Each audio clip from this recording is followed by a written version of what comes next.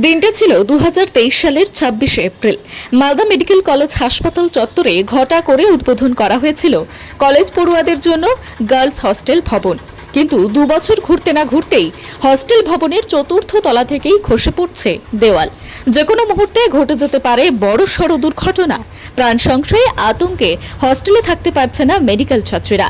Medical ছাত্রীদের অভিযোগ,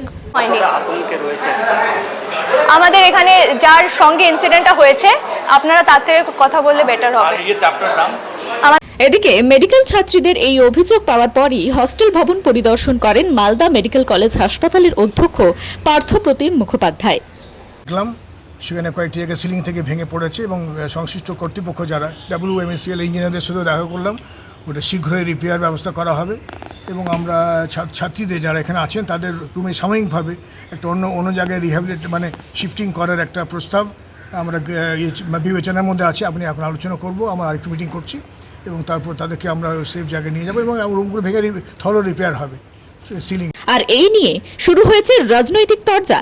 বিজেপির অভিযোগ, দ্বারা বানানো কেন্দ্রীয় সরকারের 105 কোটি টাকার বিল্ডিং ট্রমা সেন্টার সহ সেইখানে সম্পূর্ণ বালিতে আর আকাশচুম্বী একটার পর একটা বিল্ডিং তৈরি হচ্ছে এবং সমস্তটা কাটমানি জমা পড়েছে রাজ্যের সর্বোচ্চ নেতৃত্বর কাছে। মালদা থেকে মাধব কুমার মণ্ডলের রিপোর্ট, টাইমলেস ডেপিকশন নিউজ।